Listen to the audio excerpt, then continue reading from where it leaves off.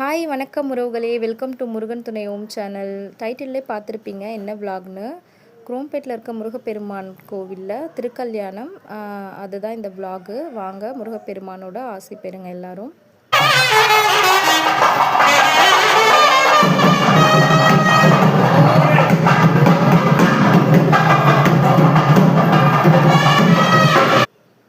உற்சவர் கிளம்புனதுமே வீதி உலா வரத்துக்கு கிளம்பிட்டாரு. கிளம்புனதுமே இங்கே வந்து முருகப்பெருமானுக்கும் தேவசேனா அம்பாளுக்கும் வந்து கல்யாண ஏற்பாடுகள் நடந்துகிட்ருக்கு. இதில் வந்து நம்ம சப்ஸ்கிரைபர் நிறைய பேர் மேரேஜ் ஆகலைன்னு ஃபீல் பண்ணியிருந்தீங்க. எல்லாருக்காகவும் நான் ப்ரே பண்ணியிருக்கேன். நீங்களும் இதில் திருக்கல்யாணம் காமிச்சிருக்கேன். வீடியோ ஃபுல்லாக ஸ்கிப் பண்ணாமல் பார்த்து ப்ரே பண்ணிக்கோங்க. பங்குனி உத்திரம் வருது இல்லையா, பங்குனி உத்திரத்துக்கான விரதம் எப்படி இருக்குதுன்றதையும் வீடியோவில் லாஸ்ட்டில் சொல்லியிருக்கேன். ஸ்கிப் பண்ணாமல் பாருங்கள்.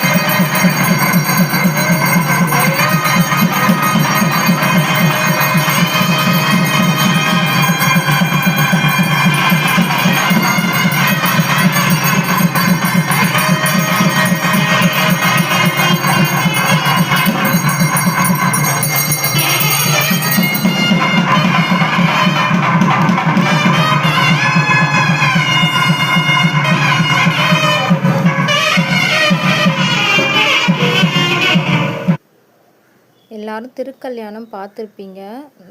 நல்லா பிரார்த்தனை பண்ணிக்கோங்க. கண்டிப்பாக முருகப்பெருமானோட அருள் உங்களுக்கு கிடைக்கும். ஆரத்தி பார்த்துக்கோங்க. ஆரத்தி பார்த்து நல்லா கும்பிட்டுக்கோங்க. முருகர் எவ்வளோ அழகாக ஜொலிக்கிறார் பாருங்கள் அம்பாலோட.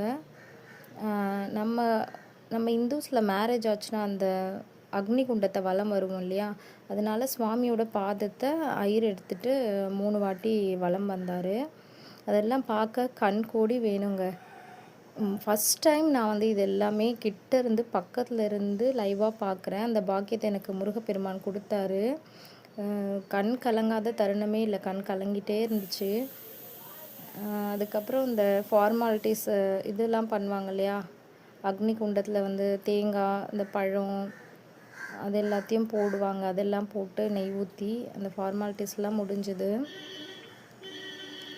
ரொம்ப மன திருப்தியாக மன நிம்மதியாக இருந்தது எனக்கு. முருக பக்தர்களுக்கெலாம் இது ஒரு விருந்துன்னு தான் சொல்ல முடியும். இந்த வீடியோ ஆரத்தி பார்த்துக்கோங்க. பெரிய ஆரத்தி காட்டுறாங்க, பார்த்து நல்லா வணங்கிக்கோங்க. உங்கள் எல்லாருக்கும் சேர்த்து தான் நான் வேண்டிட்டு வந்தேன்.